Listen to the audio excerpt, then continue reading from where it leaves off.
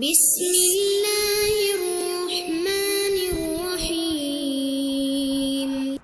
الحمد لله رب العالمين والصلاة والسلام على أشرف الأنبياء والمرسلين أما بعد فأستعيذ بالله من الشيطان الرجيم بسم الله الرحمن الرحيم. السلام علیکم ورحمۃ اللہ وبرکاتہ. عزیز طلبہ کرام، امید کرتا ہوں احباب خیر سے ہوں گے. انشاءاللہ آج ہم مشکات المصابیح کے درس نمبر 30 میں باب الکتاب الی الکفار ودعائہم الی الاسلام فصل اول میں احادیث نمبر 3926 سے لے کر 3928 تک پڑھنے کی سعادت حاصل کریں گے، جن میں ان احادیث مقدسہ کا ترجمہ ہوگا اور ساتھ ساتھ ان احادیث مبارکہ کی تشریح و توضیح کرنے کی سعادت حاصل کریں گے. تو آئیے طلبہ کرام بلا تاخیر بڑھتے ہیں اپنے آج کے درس کی طرف. بسم اللہ الرحمن الرحیم. باب الکتاب الی الکفار ودعائہم الی الاسلام.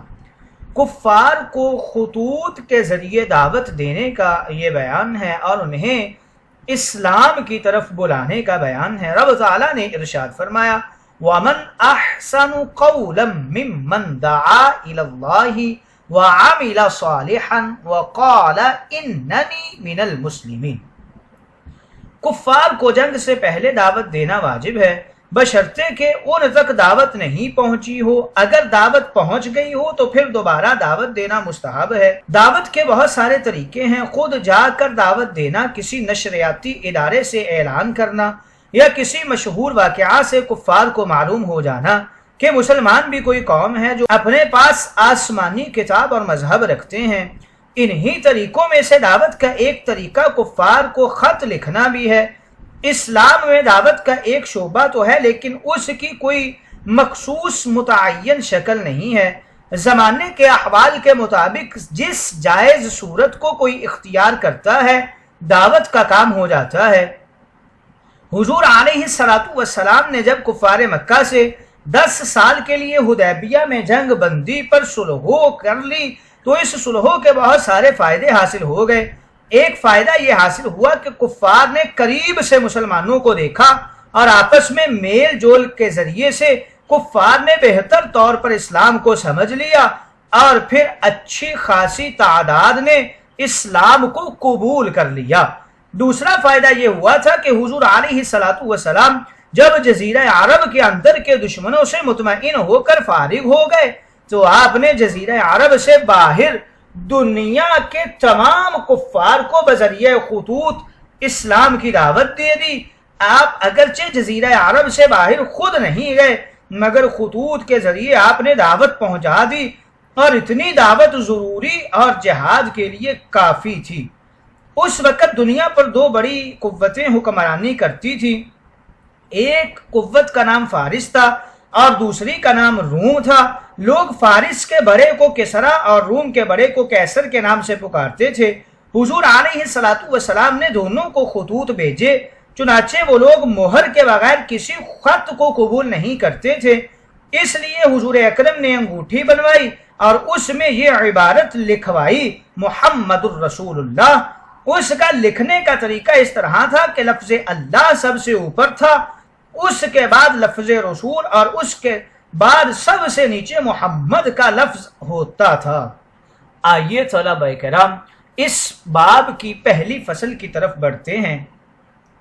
پہلی حدیث مبارکہ حضرت ابن عباس راوی ہیں ان النبی صلی اللہ علیہ وسلم كتب الى قیصر يدعوه الى الاسلام وبعث بكتابه الى دحیہ القلبی وامره ان يدفعه الى عظیم بسرا ليدفعه الى كيثر فاذا فيه بسم الله الرحمن الرحيم من محمد عبد الله ورسوله الى هرقل عظیم الروم سلام على من اتبع الهدى اما بعد فاني ادعوك بداعية الاسلام اسلم تسلم واسلم يؤتك الله اجرك مرتين وان توليت فعليك اثم الاريسين وَيَا أَهْلَ الْكِتَابِ تَعَالُوا إِلَى كَلِمَةٍ سَوَاءٍ بَيْنَنَا وَبَيْنَكُمْ أَلَّا نَعْبُدَ إِلَّا اللَّهَ ولا نشرك به شيئا ولا يتخذ بعضنا بعضا اربابا من دون الله فان تولوا فقولوا اشهدوا بأننا مسلمون متفق علیہ. وفی روایت لمسلم قال من محمد رسول اللہ صلی اللہ علیہ وسلم وقال اسم الیریسین وقال بدعایت الاسلام. حضرت ابن عباس کہتے ہیں رسول کریم نے کیسر روم یعنی روم کے بادشاہ کو ایک گرامی نامہ لکھا جس میں اس کو اسلام کی دعوت دی گئی، اور آپ نے اپنا وہ گرامی نامہ حضرت دہیہ کلبی کے ہاتھ روانہ فرمایا اور ان کو یہ حکم دیا کہ وہ حاکم بصرہ اس کو کیسر کے پاس پہنچا دے. اس گرامی نامہ میں یہ لکھا تھا بسم اللہ الرحمن الرحیم، محمد کی جانب سے جو خدا کا بندہ خاص اور رسول ہے، ہیراکل کے نام جو روم کا حکمران اعلیٰ ہے، اس پر سلامتی ہو جو قبولیت اسلام اور اپنے نیک کردار اور اعمال کے ذریعے ہدایت کا پیروکار ہے. بعد ازاں میں آپ کو اسلام کی دعوت دیتا ہوں، آپ اسلام قبول کر لیجئے، دنیا کے اور آخرت کے عذاب سے مامون و محفوظ رہیں گے، آپ مسلمان ہو جائیں، اللہ تعالیٰ آپ کو دوہرا اجر عطا فرمائے گا.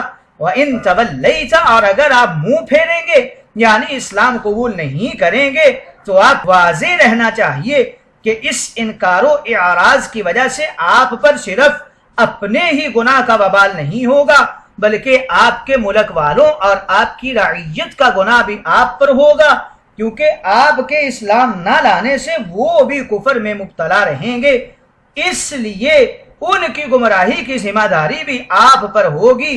اے اہل کتاب، ایسے کلمہ اور دین کی طرف آؤ جو ہمارے تمہارے درمیان یکساں اور مشترک ہے، یعنی اس کلمہ اور دین میں ہمارے تمہارے رسولوں اور کتابوں کے درمیان کوئی اختلاف نہیں ہے، اور وہ کلمہ دین یہ ہے کہ ہم خدا کے سوا کسی کی عبادت نہ کریں، اس کے ساتھ کسی کو شریک نہ کریں، اور ہم میں سے کوئی کسی کو خدا کے سوا رب نہ بنائے، جیسا کہ عیسائیوں نے عیسیٰ کو رب بنا لیا. بس اگر اہل کتاب اس بات کو قبول کرنے سے اعراض کریں تو اے مومنو تم یہ اعلان کر دو کہ اے کافرو گواہ رہو کہ ہم مسلمان ہیں. یہ حدیث بخاری و مسلم نے روایت کی ہے. اس کی توضیح میں شارحین کرام کچھ یوں رقم تراز ہیں.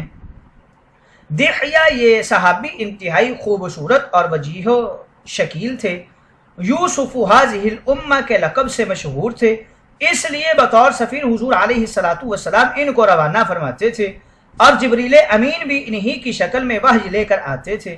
ہیراکل یہ ہا پر کسرہ اور را پر فتح اور کاف پر سکون ہے، نیز را پر سکون اور کاف پر فتح بھی پڑھا جا سکتا ہے.